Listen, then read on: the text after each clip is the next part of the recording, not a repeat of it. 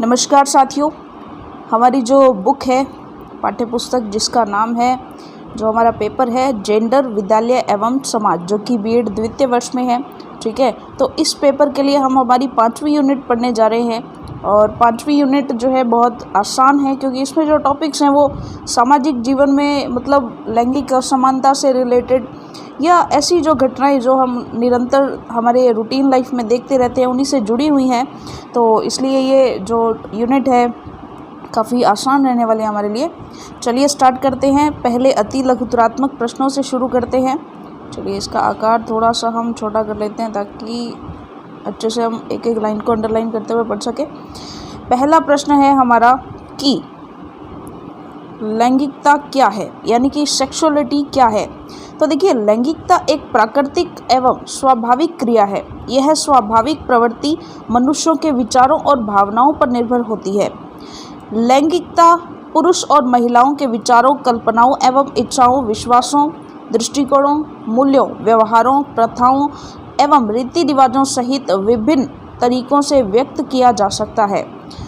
बहुत सीमा तक लैंगिकता हमारी इंद्रियों पर निर्भर करता है एवं इसका प्रभाव सांस्कृतिक, नैतिक, धार्मिक आदि सभी पहलुओं पर दृष्टिगोचर होता है।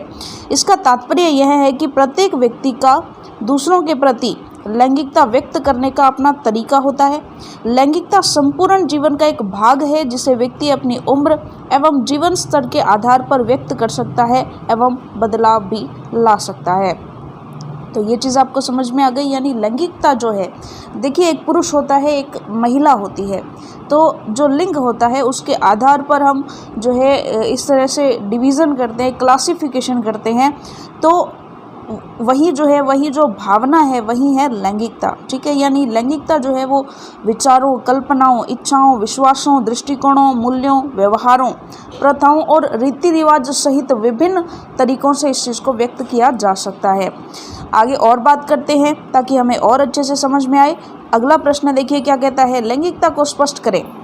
तो देखिए, लैंगिकता को निम्नलिखित बिंदुओं से जो है हम स्पष्ट किया जा सकता है कि लैंगिकता में लिंग पहचान की मूल भावना निहित होती है कि कोई व्यक्ति पुरुष है या स्त्री। तो ये चीज़ समझ में आ गई। लैंगिकता में लिंग भूमिका यानी स्त्री एवं पुरुष को कैसा व्यवहार करना चाहिए के विचार भी क्या होते हैं, सम्मिलित हैं। ठीक है, लैंगिकता में शारीरिक अंगों को सम्मिलित किया जाता है। लैंगिकता में लिंग अनुभव, विचार एवं कल्पनाएं भी सम्मिलित हैं। आगे देखिए, लैंगिकता में अंतरंगता, स्पर्श, करुणा, आनंद, दुख का अनुभव भी सम्मिलित है। देखिए किस तरह से यहाँ पर बहुत ही अच्छे से समझा रखा है। व्यक्ति के बोलने, उठने, बैठने, मुस्कुराने, गणवेश और नृत्य आदि में लैंगिकता परिलक्षित होती है। जैसे कई बार कोई व्यक्ति आपके सामने नृत्य कर रहा होता है, कोई ऐसी कोई भाव भंगिमाएं बनाता है कि हम कहते हैं देखो वो तो लड़की की तरह नाच रहा है। तो ये सब जो एक्टिविटीज़ हैं वहीं से लैंगिकता जो है वो परिलक्षित हो जाती है। तो चलिए अगला प्रश्न देखते हैं। अगला प्रश्न देखिए, तो हमारा थर्ड क्वेश्चन है, ट्रांसजेंडर का अर्थ स्पष्ट करें। ट्रांसजेंडर शब्द किसी मनुष्य के स्त्री पुरुष न होने पर उसके लिंग की पहचान के लिए, लैंगिक अभिव्यक्ति के लिए प्रयोग किया जाता है। यानी कि जब हम किसी व्यक्ति के लिंग की पहचान नहीं कर पाए, यानी उसके स्त्री और पुरुष की पहचान नहीं कर पाए कि वो स्त्री है या पुरुष, तब उसके संबोधन के लिए, उसकी लैंगिक अभिव्यक्ति के लिए जो हम ये वर्ड यूज़ करते हैं ट्रांसजेंडर या थर्ड जेंडर। ठीक है, आगे देखिएगा, लैंगिक पहचान एक व्यक्ति के पुरुष, महिला या कुछ और होने के आंतरिक भाव को दर्शाता है। व्यक्ति का व्यवहार, विचार, कपड़े, केश सज्जा, आवाज़ और शारीरिक विशेषताओं के माध्यम से लिंग की पहचान की जाती है। अर्थात जिस व्यक्ति की पहचान स्त्री और पुरुष के रूप में होती है, यानी स्त्री और पुरुष दोनों के रूप में होती है, उन्हें स्त्री और पुरुष के रूप में नहीं होती, उन्हें जो है ट्रांसजेंडर या थर्ड जेंडर के रूप में जाना जाता है। अब हम थोड़ा सा देखते हैं कि ट्रांसजेंडर के अधिकारों का वर्णन हम करेंगे कि ट्रांसजेंडर को हमारे इंडिया के अंदर कौन कौन से अधिकार मिले हुए हैं। तो देखिए, ट्रांसजेंडर व्यक्तियों के अधिकारों की सुरक्षा, विधेयक 2016 का वर्णन इस प्रकार है। यानी कि ट्रांसजेंडर व्यक्तियों के अधिकारों की सुरक्षा के लिए जो विधेयक 2016 में पारित किया गया, उसका वर्णन हम यहाँ पर करने वाले हैं। तो देखिए, इस विधेयक के जरिए सरकार ने उसके सामाजिक, आर्थिक और शैक्षणिक सशक्तिकरण के लिए एक ढांचा तैयार किया है, यानी एक सिस्टम बना दिया है उनकी सामाजिक, आर्थिक और शैक्षणिक। देखिए, शिक्षा भी उनको करवाई जाती है, ठीक है। तो तीनों तरीके के सशक्तिकरण के लिए, यानी कि उनको मुख्य धारा में लाने के लिए एक ढांचा तैयार किया गया है। यह विधेयक हाशिए पर आ चुके बड़ी संख्या में ट्रांसजेंडर व्यक्तियों को समाज की मुख्य धारा में जोड़ने तथा उनके साथ होने वाले भेदभाव और शोषण को रोकने में सहायक होगा। यह व्यापक समग्रता को बढ़ावा देगा तथा ट्रांसजेंडर व्यक्तियों को समाज का उपयोगी सदस्य बनाएगा।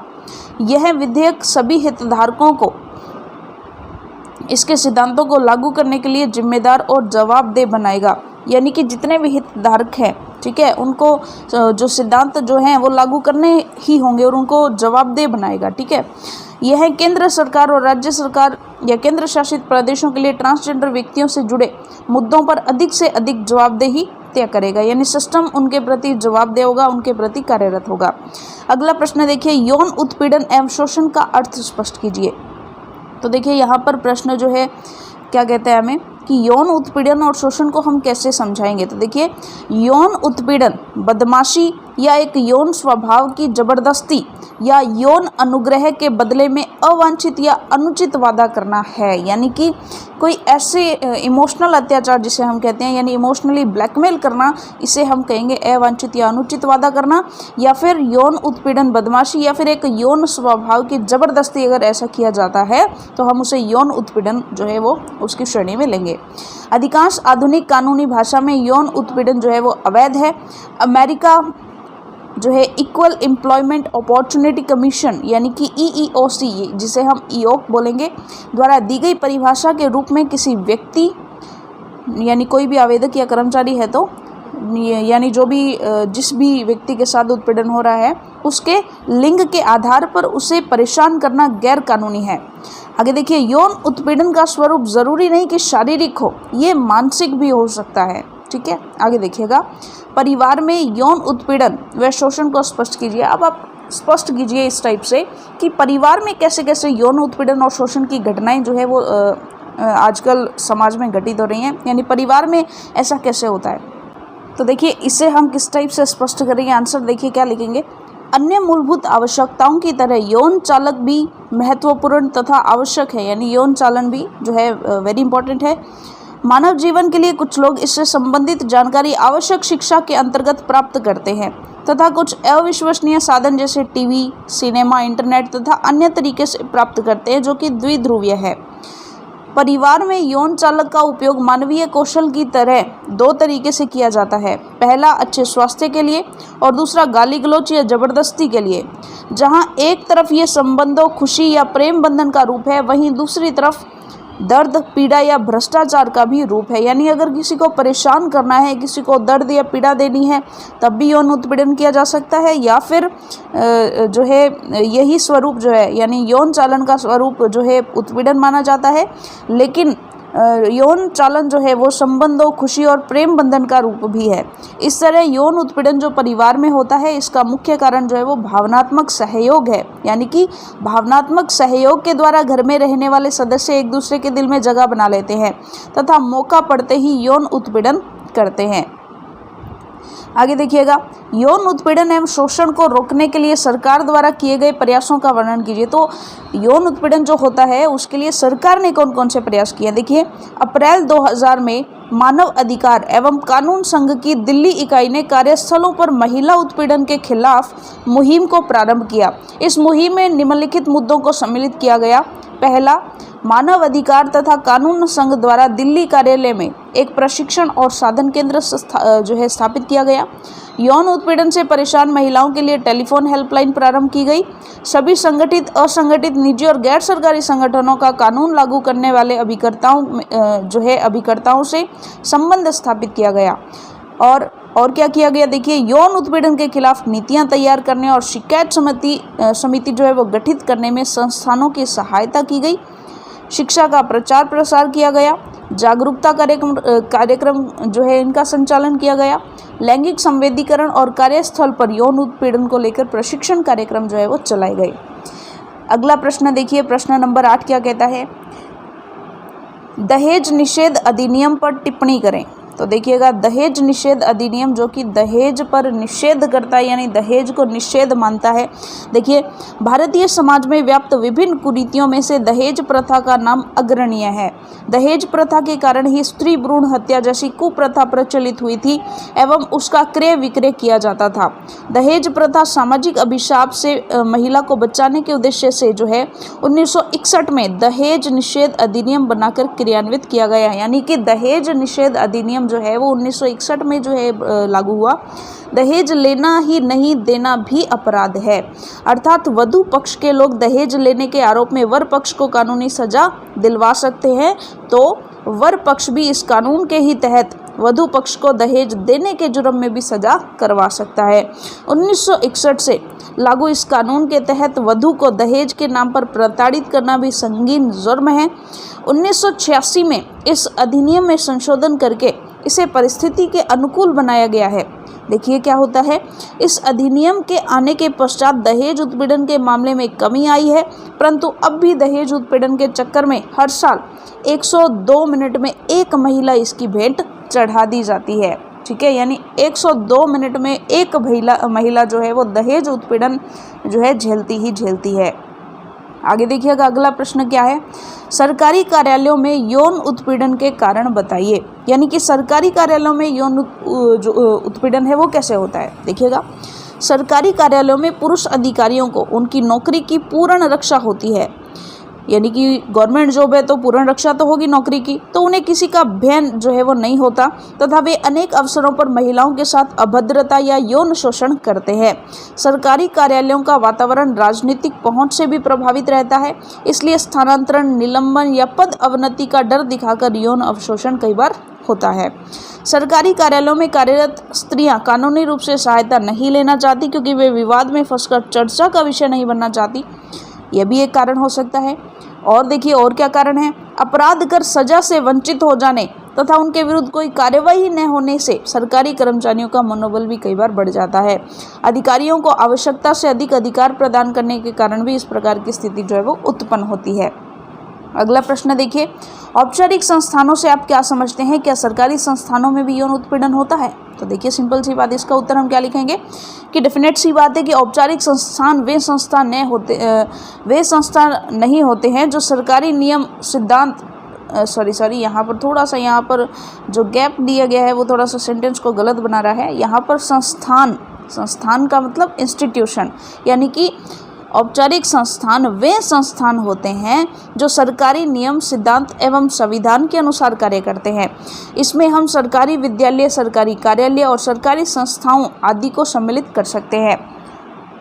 इन संस्थाओं में भी प्राय यौन शोषण संबंधी घटनाएं सुनने में आती है, परंतु ये घटनाएं अनौपचारिक संस्थानों की अपेक्षा कम होती है। सरकारी संस्थानों से अभिप्राय सभी राज्यों और केंद्र सरकार की संस्थाओं से हैं। इन संस्थाओं जैसे बैंक, रेलवे, रक्षा, सचिवालय, नीति आयोग आदि में पुरुष और महिलाएं समान रूप से कार्य करते हैं। इन सभी संस्थाओं के कार्यालयों में भी यौन शोषण संबंधी घटनाएं व्यापक रूप से होती हैं। ये घटनाएं स्पष्ट करती हैं कि स्त्रियां सरकारी संस्थाओं में भी पूर्ण रूप से अभी तक सुरक्षित नहीं हैं, और यदि सरकारी संस्थाओं में भ्रष्टाचार को समाप्त कर दिया जाए तो उनमें यौन उत्पीड़न को भी कम किया जा सकता है। तो अब बारी आती है लघुत्तरात्मक प्रश्नों की। तो लघुत्तरात्मक प्रश्न स्टार्ट करते हैं। देखिएगा प्रश्न हमारा क्या कहता है, पास पड़ोस में यौन शोषण एवं शोषण के कारणों का वर्णन कीजिए। यानी कि घर से बाहर, आस पड़ोस में, मोहल्ले में जो है यौन उत्पीड़न और शोषण के क्या कारण जो है हो सकते हैं, उन पर हमें जो है उनका वर्णन करना है। एक एक कारण पर का हम वर्णन करेंगे, क्योंकि लघुत्तरात्मक प्रश्न है तो थोड़ा सा लेंथी हमें यहाँ पर लिखना होगा। पहले वाले क्वेश्चन से थोड़ा सा बड़ा होगा, लेकिन निबंधात्मक प्रश्न से छोटा होगा। मनुष्य एक सामाजिक प्राणी होने के कारण पास पड़ोस के बिना नहीं रह सकता है। बालिकाओं को भी सामाजिकता का ज्ञान परिवार के बाद पास पड़ोस से ही होता है। इसलिए पास पड़ोस के द्वारा उत्पीड़न होने पर अधिकांश जो है लड़कियां उनके खिलाफ आवाज़ भी नहीं उठा पाती हैं। चलिए इसका साइज़ थोड़ा सा और छोटा हम कर लेते हैं। देखिएगा, इस प्रकार पास पड़ोस के यौन उत्पीड़न के कुछ प्रमुख कारणों का उल्लेख जो है वो निम्नांकित है। कुछ बिंदु हम देखते हैं। सबसे पहला बिंदु है लोगों का दृष्टिकोण। तो लोगों का दृष्टिकोण बहुत मायने रखता है। महिलाओं को समाज में अभी भी गौण स्थान प्राप्त है, यानी कि गौण का मतलब होता है कि जिसे इग्नोरेंस में रखा जाता है, ठीक है, यानी कि मुख्य भूमिका में तो कोई और है, लेकिन ये तो गौण है, ठीक है। यदि कोई महिला या लड़की यौन उत्पीड़न का शिकार होती है तो लोगों द्वारा उसके वस्त्रों, आदतों एवं बाहर निकलने आदि बातों को दोषी ठहराया जाता है, लेकिन अधिकांश ये बात भूल जाते हैं कि अबोध बालिकाओं और वृद्ध महिलाएं भी जो है इससे पीड़ित हैं। इस प्रकार स्त्रियों के प्रति संकुचित दृष्टिकोण जो है वो यौन उत्पीड़न का एक प्रमुख कारण है। अगला मेन पॉइंट है पुरुष प्रधान समाज। ये भी एक कारण है, क्योंकि पुरुष प्रधान समाज में महिलाओं का यौन उत्पीड़न पास पड़ोस के लोगों द्वारा भी इन्हें तुच्छ और हीन प्राणी समझकर किया जाता है। अतः पुरुषों की प्रधानता एवं उनको अधिक महत्व प्रदान करने के कारण भी महिलाएं यौन उत्पीड़न का शिकार हो रही हैं। ऐसा तो हम बहुत बार देखते भी हैं। आगे देखिएगा, अशिक्षा। तीसरा महत्वपूर्ण कारण है अशिक्षा, कि समाज में फैली हुई अशिक्षा भी यौन उत्पीड़न का प्रमुख कारण है। वर्तमान समय में महिलाओं की शिक्षा पुरुषों की अपेक्षा कम और चिंताजनक है, क्योंकि प्रौढ़ शिक्षा आदि का प्रचार होने के पश्चात भी अशिक्षा व्याप्त है। अशिक्षित समाज स्त्रियों के महत्व को नहीं समझता, इसलिए भी पास पड़ोस और अन्य लोगों के द्वारा महिलाओं का यौन शोषण किया जा रहा है। आप कई बार ऐसे देखते हैं कि कोई ऐसा मोहल्ला हो जिसमें अशिक्षित लोग ज़्यादा हैं, तो वहाँ पर इस तरह की घटनाएं ज़्यादा देखने को मिलती हैं जो है इस तरह का, क्योंकि अशिक्षा का असर कहीं ना कहीं इन चीज़ों पर ज़रूर पड़ता है। अगला देखिए, महिलाओं की चुप्पी, और यही सबसे बड़ा कारण है मेरी नज़र में। तो महिलाओं की चुप्पी भी एक बड़ा कारण है, क्योंकि उससे जो उत्पीड़न करता होता है उसका जो मनोबल है वो बढ़ जाता है। महिलाओं की चुप्पी के कारण भी यौन उत्पीड़न की समस्या बढ़ रही है। महिलाओं के साथ शोषणपूर्ण व्यवहार चिरकाल से होता आ रहा है और सब कुछ महिलाएं सहती रहती हैं और उनकी बेटियों को भी यही सीख देती है कि बेटा सह लो, बल्कि उन्हें ऐसा नहीं करना चाहिए। अपने माँ बाप से भी बेटियां खुलकर अपने शोषण संबंधों की बात को नहीं कहती, क्योंकि उन्हें डर लगता है। वे चुप्पी साधना ही बेहतर समझती हैं, जिससे उत्पीड़न करने वाले को अधिक बढ़ावा मिलता है। अगला महत्वपूर्ण कारण है असहयोगपूर्ण व्यवहार। स्त्रियों के उत्पीड़न का एक प्रमुख कारण यह है कि उन्हें घर परिवार और समाज से अपेक्षित सहयोग नहीं मिलता है। महिलाओं के समक्ष जो है अनेक ऐसी समस्याएं आती हैं जब वे यौन उत्पीड़न की शिकार बन जाती हैं और घर परिवार एवं समाज की जो है उपेक्षा को भी वो सहन करती हैं। उन्हें इस विषय में अपने माता पिता और परिवार द्वारा कोई सहयोग नहीं मिलता, जिसके कारण जो है उत्पीड़न करने वाले बच जाते हैं और वे एक के बाद दूसरी महिलाओं को अपनी बदनीयती का शिकार बनाते हैं। अगला देखिए, जागरूकता का अभाव। जागरूकता के अभाव के कारण प्राचीन रूढ़ियां, अंधविश्वास एवं प्राचीन परंपराएं आज भी समाज को जकड़े हुए हैं तथा महिलाओं को निम्न श्रेणी का माना जाता है। महिलाओं को सदैव पुरुषों के अधीन रखा जाता है, जिसके कारण उनका उत्पीड़न पुरुष अपनी जागीर और उनकी नियति समझकर करता है। अगला देखिएगा, आर्थिक कमजोरी। पिता की संपत्ति पर पिता के बाद पुत्र का अधिकार होता है। दूसरी तरफ ससुराल में पति ही संपत्ति का मालिक होता है, तो महिलाओं को तो कुछ नहीं मिला ना। महिलाओं को समान कार्य के लिए समान वेतन भी बहुत कम मिलता है। इस प्रकार उनका आर्थिक शोषण भी किया जाता है। इस प्रकार आर्थिक कमजोरियों के कारण भी महिलाएं यौन शोषण का जो है वो शिकार बनती हैं तथा वे इसके विरुद्ध आवाज़ भी नहीं उठा पाती हैं।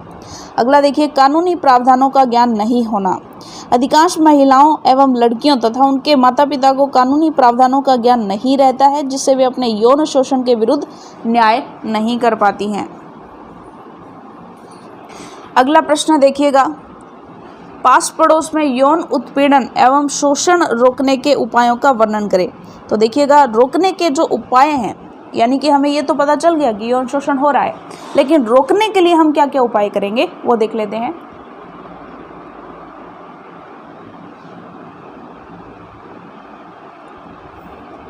तो देखिए, एक एक करके डिस्कस करते हैं। महिलाओं को यौन उत्पीड़न से बचाने के लिए महिला आयोग की स्थापना तथा अन्य गैर सरकारी संस्थाओं की स्थापना की जानी चाहिए। पास पड़ोस में होने वाले शोषणों की पहचान, समझ तथा उसके बचाव हेतु उपायों के विषय में जनसंचार के माध्यम से प्रचार प्रसार किया जाना चाहिए। महिलाओं को यौन उत्पीड़न से बचाव के लिए समाज के दृष्टिकोण में परिवर्तन लाना चाहिए। महिलाओं को उत्पीड़न से बचाने के लिए आत्म सुरक्षा के लिए जूडो, कराटे तथा व्यक्तिगत सुरक्षा के नियम सिखाए जाने चाहिए।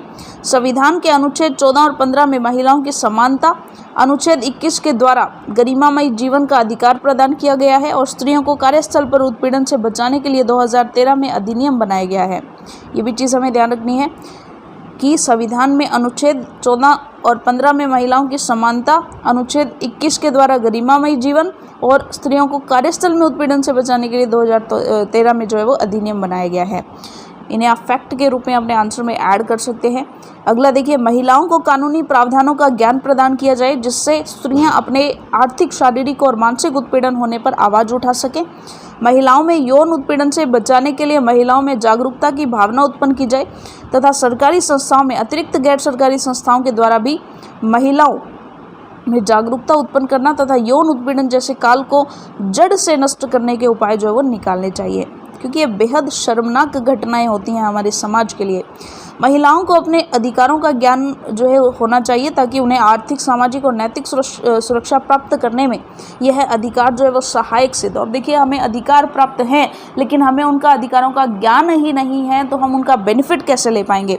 महिलाओं और लड़कियों को साक्षर और शिक्षित करने में सतत शिक्षा, वयस्क शिक्षा, पत्राचार पाठ्यक्रम तथा दूरस्थ शिक्षा संस्थानों का संचालन गंभीरता रूप से किया जाए जिससे महिला शिक्षा का प्रचार प्रसार होगा तथा महिलाओं के उत्पीड़न में कमी आएगी। नेक्स्ट पॉइंट देखिएगा, महिला उत्पीड़न को रोकने के लिए घर, परिवार तथा समाज को जागरूक होना चाहिए एवं महिलाओं की भावनाओं को समझकर उनका सहयोग करना चाहिए।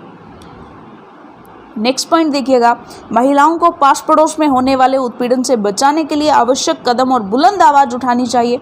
महिलाओं की यौन उत्पीड़न की रक्षा के लिए मानवाधिकार आयोग, अंतर्राष्ट्रीय महिला आयोग आदि को सुचारू रूप से जागरूक होकर कार्य करना चाहिए। अगला प्रश्न देखिए, परिवार में यौन शोषण जो है, यौन उत्पीड़न और शोषण के कारणों का विस्तार पूर्वक वर्णन करना है। हमने ये तो जो है प्रश्न देख लिया था कि किस टाइप से यौन शोषण होता है परिवार में, लेकिन उसका कारण क्या है। ये कुछ वही कारण है जो आस पड़ोस का कारण है, लेकिन कुछ जो है हम इसे परिवार के प्रोस्पेक्ट में देखेंगे कि किस टाइप से जो है परिवार के लिए कौन कौन से जो है कारण बनते हैं यौन उत्पीड़न के। तो सबसे पहला कारण है पुरुष प्रधान समाज, कि भारतीय समाज पुरुष प्रधान समाज है, अतः परिवार का मुखिया पुरुष ही होता है। यदि परिवार के मुखिया की सोच ही आदर्शवादी और सकारात्मक नहीं है तो वह अपने परिवारजनों पर अपना अनावश्यक आधिपत्य जो है स्थापित करने की कोशिश करता है और वह अपने आश्रितों को यौन उत्पीड़न का शिकार बनाता है, क्योंकि उसके पास परिवार की पूरी शक्ति होती है जिस कारणवश उसका कोई भी जो है विरोध नहीं करता है। नेक्स्ट पॉइंट देखेंगे कि नेक्स्ट कौन सा कारण है, नैतिक मूल्यों का अभाव। यानी कि परिवार के लोगों में यदि नैतिक मूल्यों का अभाव होता है तो ऐसे परिवार के आचरण की स्थिति अच्छी नहीं हो सकती है। नैतिक मूल्यों के अभाव से परिवार के सदस्य स्वार्थी हो जाते हैं तथा यौन शोषण जैसी गतिविधियों में संलग्न हो जाते हैं। अगला देखिएगा, आदर्शवादिता का अभाव। प्रत्येक व्यक्ति, देश, समाज, संस्था के अपने अपने आदर्श होते हैं। उन्हीं आदर्शों के आधार पर वे कार्य करते हैं, उन्हीं के आदर्शों के बल पर वे सफलता प्राप्त करते हैं। लेकिन परिवार, समाज आदि के आदर्शों की कमी होती है तो वहाँ आचरण की स्थिति अच्छी नहीं होती है। ऐसे परिवार के सदस्यों के मध्य स्वार्थ की भावना विकसित हो जाती है। पुरुष प्रधान परिवार होने के कारण सभी शक्तियाँ परिवार के पुरुषों के पास ही होती है। अगला एक बहुत ही महत्वपूर्ण कारण है और वो है संकीर्ण सोच। संकीर्ण विचारधारा भी परिवार के यौन शोषण का आधार होती है। ऐसी मानसिकता वाले लोग केवल अपना स्वार्थ और सुख देखते हैं। सिंपल सी बात है कि वो अपना सुख देखेंगे, दूसरे के साथ चाहे यौन शोषण हो या न हो। अपनी अनैतिक इच्छाओं की पूर्ति करने के लिए वह परिवार के सदस्यों को भी वैसा आचरण करने के लिए विवश कर देता है। इसके लिए विविध प्रकार के अमर्यादित उपायों और धमकियों को अपनाता है। उसके इस आचरण से परिवार में शोषण और उत्पीड़न का वातावरण उत्पन्न हो जाता है जो कि परिवार के विकास को अवरुद्ध करता है। संयम का अभाव। देखिए, परिवार के सदस्यों में जब संयम का अभाव होता है तब भी जो है उसमें घरेलू हिंसा, यौन शोषण आदि घटनाएं उत्पन्न हो जाती हैं। परिवार के सदस्यों में जब अपनी भावनाओं और विचारों पर नियंत्रण नहीं होता है तो घर के सदस्य जो है वो आपस में लड़ाई झगड़े, मारपीट, यौन शोषण जैसी परिस्थितियाँ उत्पन्न हो जाती हैं। ऐसा तो हम साधारणतः देखते हैं अपने आसपास। अगला देखते हैं धार्मिक मूल्यों का अभाव। देखिए समाज में प्रत्येक संबंध के लिए धर्म का निर्धारण होता है। जैसे स्त्री का पति के लिए, पति का पत्नी के लिए सामाजिक संबंध के साथ साथ एक धर्म संबंध भी होता है। इसी प्रकार पुत्र पुत्री, भाई बहन तथा सभी संबंधों में एक धार्मिक भावना का समावेश होता है। यदि परिवार में किसी व्यक्ति को धर्म ज्ञान नहीं होगा तो उस परिवार में एक दूसरे के शोषण का प्रयत्न किया जाएगा और इस स्थिति में शारीरिक और मानसिक शोषण की संभावनाएं प्रबल हो जाती है। देखिए शारीरिक शोषण सिर्फ जो है यौन शोषण तक की सीमित नहीं है। शारीरिक शोषण में जो है उत्पीड़न भी आ जाता है, यानी मारपीट जो की जाती है उस तरह की चीज़ें भी शामिल हो जाती हैं। अगला देखिए नारी जागरूकता का अभाव। अभी भी कई स्थान ऐसे पाए जाते हैं जहां नारी जागरूकता का अभाव पाया जाता है। यहाँ पर बचपन से ही उन्हें यह सिखाया जाता है कि घर की मुखिया अर्थात पुरुष जो कहेंगे वही होगा।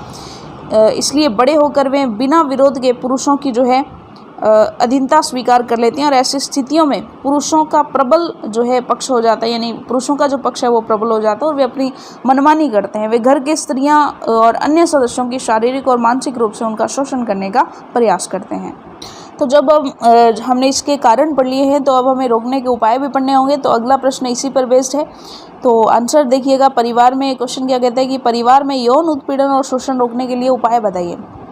तो उपाय देखते हैं हम। पहला उपाय है कि परिवार में सभी को समान अधिकार प्राप्त होना चाहिए। स्त्रियों में अपने अधिकार के प्रति जागरूकता जो है मेनली सबसे ज़्यादा इम्पॉर्टेंट है।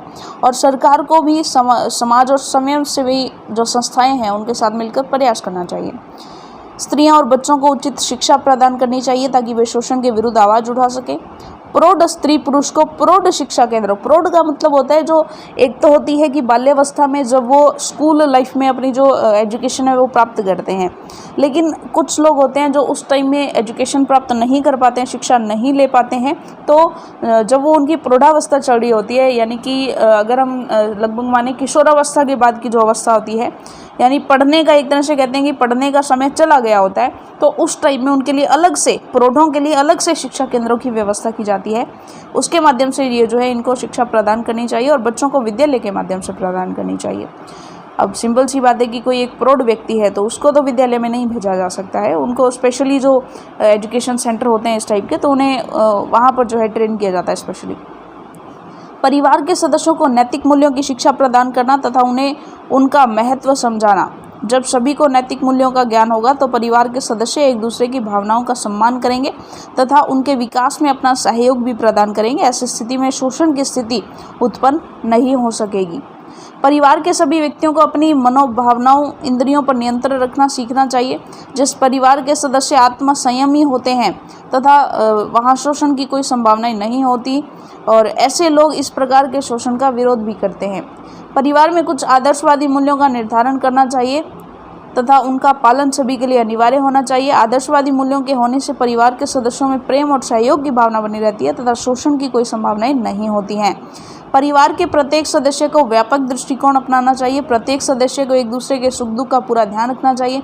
परिवार के किसी भी सदस्य को समाज के झूठे भय और प्रतिष्ठा से दूर रहना चाहिए तथा अपने विरुद्ध हो रहे शोषण के विरुद्ध जो है वो उनके खिलाफ जो है आवाज़ उठानी चाहिए और दोषी को सजा दिलवानी चाहिए और परिवार में हो रहे शोषण को इससे रोका जा सकता है।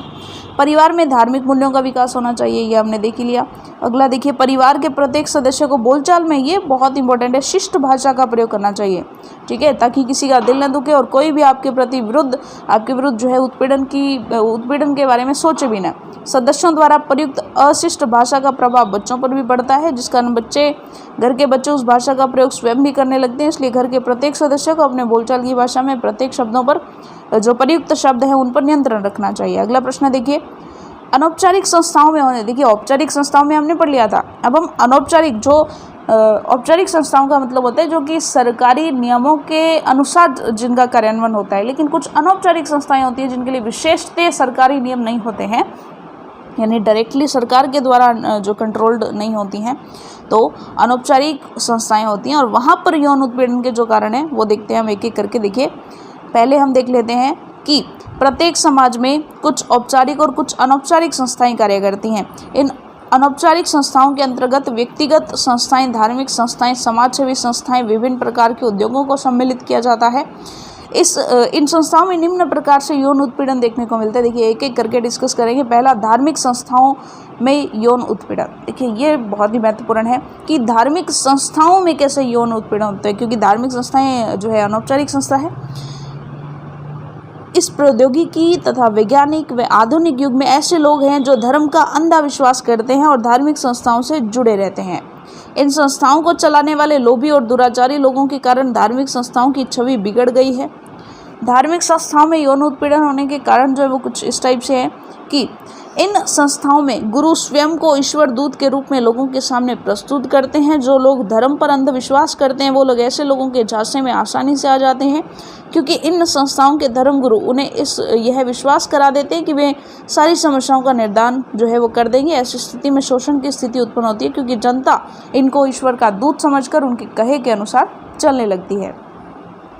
जब इन धार्मिक संस्थाओं में ऐसे लोगों का प्रवेश हो जाता है जो केवल अपना स्वार्थ सोचते हैं और संस्था का प्रयोग अपने अनैतिक कार्यों के लिए करते हैं, तो इन संस्थानों में यौन उत्पीड़न और भ्रष्टाचार जैसे अनैतिक कार्य शुरू हो जाते हैं। आगे देखिएगा, ये वही संस्थाएं हैं जो गुरुजी आशीर्वाद के बल पर धन प्राप्ति, पुत्र प्राप्ति, व्यापार के लाभ, यहाँ तक कि कैंसर जैसी बड़ी घातक बीमारी ठीक होने के दावे में फंसकर जनता अपना जो है यौन उत्पीड़न यहाँ पर करवा लेती है। अगला देखिएगा, समाज सेवी संस्थाओं में यौन शोषण के क्या कारण है। देखिए समाज सेवी संस्थाएं होंगी आपके आसपास, वहाँ यौन शोषण के कौन कौन से कारण हो सकते हैं उनके बारे में चर्चा करते हैं। कि जब समाज सेवी संस्थाओं का संचालन अंधविश्वासी एवं रूढ़िवादी व्यक्तियों द्वारा किया जाता है, तब वह या वे जनता को भ्रमित करके अंधविश्वासी या रूढ़िवादी बना देते हैं। और ये संस्थाएं तथा इनका संचालन करने वाले व्यक्ति स्त्रियों को पुरुष की अधीनता स्वीकार करने को विवश करते हैं, और ऐसी ही गतिविधि जो है वो यौन शोषण को जन्म देती है। वर्तमान में कई ऐसी जो है समाजसेवी संस्थाएं चल रही हैं जिनकी स्थापना ऐसे व्यक्तियों द्वारा की गई है जिसका उद्देश्य इस संस्था की आड़ में अपने अनैतिक कार्यों को संपन्न करना होता है। अगला प्रश्न देखिए, स्वयंसेवी और व्यक्तिगत संस्थाओं में, व्यक्तिगत पर्सनल जो संस्थान है उनमें यौन उत्पीड़न के कारण देखिएगा एक एक जो है पॉइंट्स के रूप में दिया गया है। कि स्वयंसेवी संस्थाओं की कार्यप्रणाली में जब राजनीतिक तत्वों का हस्तक्षेप होने लगता है, तब भी ऐसी स्थितियों में यौन उत्पीड़न जैसी घटनाएं अधिक घटित होती हैं। स्वयंसेवी संस्थाएं किसी न किसी पूंजीपति के द्वारा ही विश्लेषित होती हैं, और जब इन संस्थाओं में कुछ नियम शर्तें निर्धारित नहीं होती हैं, तब ये पूंजीपति अपनी मनमानी करने लगते हैं, जिससे इनके माध्यम से वे लोगों का शारीरिक और मानसिक शोषण करने लगते हैं। जब इन संस्थाओं का उद्देश्य समाज सेवा न होकर धन कमाना तथा अनैतिक कार्य को करना होता है, तब वे जनता को भ्रमित करके अपने उद्देश्यों में सफल हो जाती हैं। अगला देखिएगा, व्यक्तिगत संस्थाओं में यौन उत्पीड़न के कारण इस प्रकार हैं। तो व्यक्तिगत संस्थाएं जो है वहाँ पर देखते हैं, यानी कोई व्यक्ति विशेष के अंडर जो होती है। व्यक्तिगत संस्थाओं का संचालन एक व्यक्ति द्वारा ही किया जाता है। यदि वह व्यक्ति संस्था के कर्मचारियों में भेदभाव करता है, तब ऐसी स्थिति में कर्मचारी जो उसे पसंद नहीं है वह शोषण के शिकार हो जाते हैं। इन संस्थाओं का संचालन जिस व्यक्ति द्वारा किया जाता है, यदि उसका उद्देश्य स्वहित कमाना है, यानी सिर्फ अपना हित कमाना है, तो वे अपने हित के लिए कुछ भी कर सकते हैं, और इस स्थिति में कभी कभी यौन उत्पीड़न की समस्याएं भी उत्पन्न हो जाती हैं। या फिर देखें तो इन संस्थाओं में सरकार का तो कोई नियंत्रण होता नहीं है, तो उन्हें कोई भय नहीं होता है, तो उसके फलस्वरूप भी वो इस तरह की घटनाएं होती हैं। इन संस्थाओं का संचालन करने वालों की जान पहचान किसी राजनीतिक व्यक्ति से होती है, तो वो जनता का शोषण करता है, क्योंकि उसे पुलिस कानून इन सभी चीज़ों का कोई भी भय नहीं होता है। तो अब बात करते हैं मेनली जो कि बहुत बहुत इंपॉर्टेंट है, कि यौन उत्पीड़न और शोषण रोकने के सरकारी अधिनियमों का वर्णन जो है हमें करना है। कि इन घटनाओं को जो हमने अलग अलग संस्थानों पर पढ़ा, कि किस तरह से परिवार में, फिर हमारे आस पड़ोस में, फिर जो संस्थाएं हैं, चाहे वो सरकारी संस्थाएं हैं, यानी चाहे वो औपचारिक संस्थाएं हैं, चाहे वो अनौपचारिक संस्थाएं या कोई व्यक्तिगत संस्था है, तो वहाँ पर किस टाइप से जो है यौन उत्पीड़न और शोषण हो रहा है, तो उन्हें रोकने के लिए सरकारी जो है प्रयास कौन कौन से किए गए हैं, या सरकारी अधिनियम कौन कौन से हैं, उनकी बात करेंगे। तो एक एक करके बात करते हैं। सबसे पहले हम बात करते हैं कि सन 1955 में पारित हुआ हिंदू विवाह अधिनियम। इसके द्वारा स्त्रियों को पुरुषों के समान अनेक अधिकारों की प्राप्ति हुई। वेरी इंपॉर्टेंट है। अगला देखिए, 1971 में एक कमेटी गठित की गई, committee of states of women in India. इसमें स्त्रियों की दशा सुधारने में महत्वपूर्ण भूमिका निभाई। इसने समाज और संस्थाओं में कार्यरत स्त्रियों की सुरक्षा संबंधी सुझाव दिए। और ये क्वेश्चन जो बेहद इम्पोर्टेंट है, किसी न किसी निबंधात्मक में, लघुत्रात्मक में या अति लघुत्रात्मक में आपको ये प्रश्न ज़रूर देखने को मिलेगा, इसे ज़रूर याद कीजिएगा। सन 1976 में किसी भी औद्योगिक संस्था में 30 से अधिक स्त्रियों के कार्य करने पर उसमें शिशु देखभाल की व्यवस्था की गई। यह उनके अवकाश को कम करके शारीरिक एवं मानसिक उत्पीड़न को रोकता है। 1976 में औद्योगिक और अन्य संस्थाओं में समान अधिनियम की व्यवस्था की गई, जिसके द्वारा लिंग भेद को समाप्त किया गया और दहेज विरोधी अधिनियम में संशोधन करके इसे कठोर बनाया गया। इसका अभिप्राय महिलाओं के शारीरिक और मानसिक उत्पीड़न को रोकना है।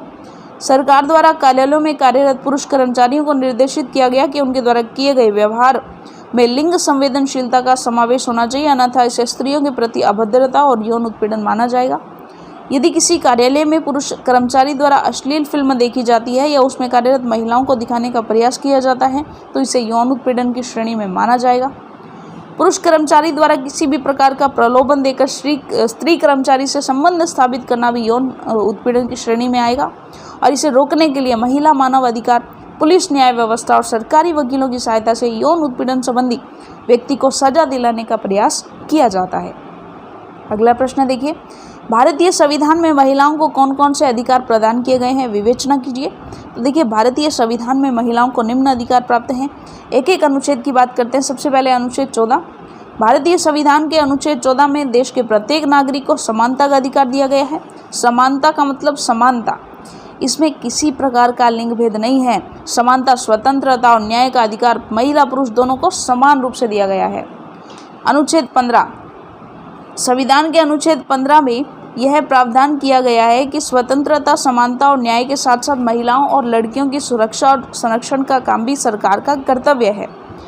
16वां अनुच्छेद देखें तो राज्य के अधीन किसी भी कार्य में रोजगार या नियुक्ति से संबंधित मामलों में सभी महिलाओं के लिए समान अवसर, मात्र महिला होने के नाते रोजगार से वंचित नहीं किया जा सकता है।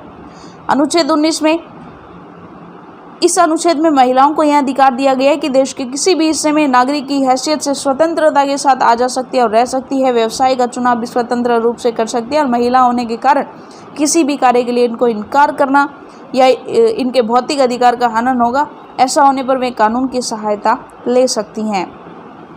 अनुच्छेद 21 और 22 क्या कहते हैं कि इस अनुच्छेद में दैहिक स्वाधीनता का अधिकार प्रदान करता है कि अपने शरीर और प्राण की सुरक्षा करना प्रत्येक व्यक्ति का मौलिक अधिकार है, चाहे वह महिला हो या पुरुष।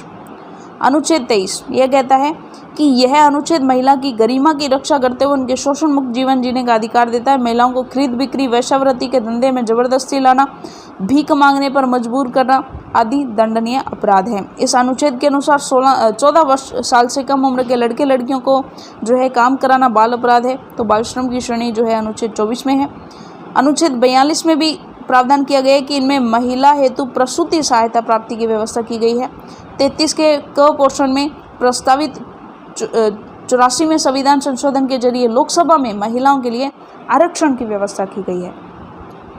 आगे देखिए, अगला प्रश्न है बलात्कार के कारणों का वर्णन कीजिए, यानी बलात्कार के कारण क्या होते हैं। देखिए, सबसे पहले पुलिस की भूमिका। बलात्कार के प्रकरणों के लिए एक सीमा तक पुलिस की भूमिका भी उत्तरदायी है, क्योंकि पुलिस बलात्कार को जिस तरह से दर्ज करती है, उसका अनुसंधान करती है, उससे बलात्कारी का भयभीत होना तो दूर, उल्टा उसे ही प्रोत्साहन मिलता है। गवाहों और अदालतों के चक्कर के कारण से बलात्कारी अपराध की सजा से बच जाता है और दूसरे शिकार की तलाश जो है वो शुरू कर देता है। पारंपरिक आदर्श समाज में बलात्कार से पीड़ित महिला को घृणित दृष्टि से देखा जाता है, जिसके कारण बड़ी संख्या में बलात्कार के प्रकरण दब जाते हैं, जिसका परिणाम यह होता है कि बलात्कारी को ऐसा अपराध करने के लिए प्रोत्साहन मिल जाता है और उसे अपनी गलती का एहसास तक नहीं होता। इसलिए समाज की सोच में बदलाव लाना आवश्यक है। महिलाओं को सामाजिक प्रतिष्ठा की गणना कौमार्य से न की जाकर उसकी उपलब्धि और सफलताओं से की जानी चाहिए। इससे अपराधियों के विरुद्ध मामले दर्ज हो सकेंगे और उन्हें दंडित करना सरल हो जाएगा। अगला पॉइंट बेसिकली डिपेंड करता है कि कठोर दंड का न होना, यानी कोई कठोर दंड नहीं है बलात्कार के लिए, ऐसा कोई नहीं है। क्योंकि देखिए यहाँ पर क्या है, कुछ और देशों की अगर हम बात करें, जैसे बलात्कार के अपराध के लिए फिलीपींस की संसद में एक ऐसा प्रस्ताव पेश किया गया था जिसमें बलात्कार करने वाले अपराधी का लिंग काट देने का सुझाव दिया गया था। लेकिन भारत में बलात्कार जैसे घृणित प्रावधान के लिए कठोर सजा का प्रावधान जो होना जो है बहुत ही आवश्यक है। अगला प्रश्न देखिए, उपभोक्तावाद संस्कृति। वर्तमान में हमारे देश में उपभोक्तावाद संस्कृति बहुराष्ट्रीय कंपनियों के माध्यम से बड़े बड़े महानगरों में तेज गति से फैल रही है और इसमें महिलाओं की मां, बहन, मित्र और पड़ोसी की छवियों को पूरी तरह बदल दिया है। आज विज्ञापनों में महिलाओं की सुंदरता का नग्न प्रदर्शन कराया जाता है। ब्लू फिल्मों और देशी विदेशी अश्लील फिल्में, इंटरनेट और अश्लील साहित्य के कुप्रचार प्रसार ने बलात्कार के अपराधों को जो है वो प्रोत्साहन दिया है। भ्रष्टाचार और आधुनिकता।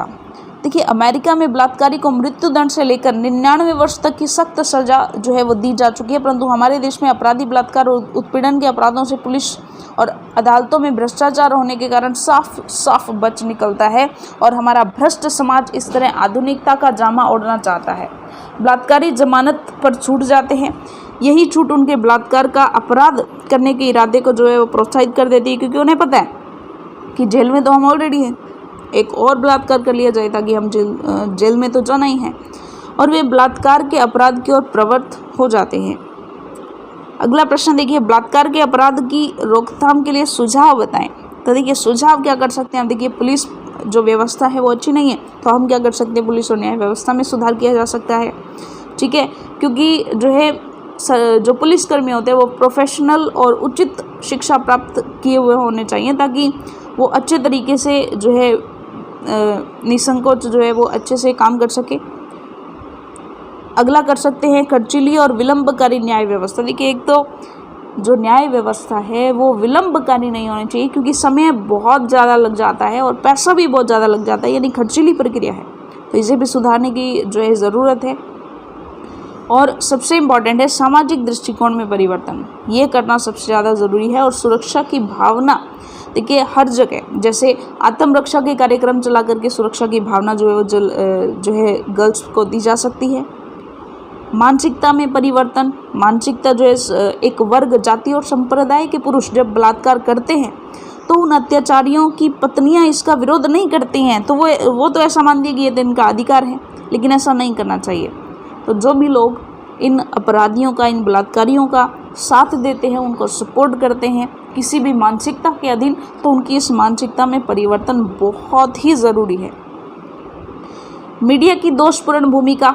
अब मीडिया भी यहाँ पर देखिए बलात्कार जैसे जनगणन्य अपराधों को सनसनीखेज खबरें जो है इस तरह से बहुत ही गलत तरीके से उसको पेश करते हैं, यानी भटकी हुई जो है मीडिया, हम कह सकते हैं कि उनका जो उद्देश्य है एक्चुअल में वो उससे भटकी हुई है। ठीक है, सामाजिक व्यवस्था पर पुरुषों का नियंत्रण बहुत ज़्यादा है, वहाँ पर हम महिलाओं की भूमिका निभाएंगे। जैसे मान लीजिए कि यौन उत्पीड़न के प्रति कोई कानून बनाना है और उस समिति में एक भी महिला न हो, जो समिति जो है यौन उत्पीड़न महिलाओं का, जो महिलाओं के पक्ष में कोई निर्णय लेना है और उस कमेटी में कोई एक भी महिला नहीं है, तो आप देखिए कहाँ तक वो तर्कसंगत होगा।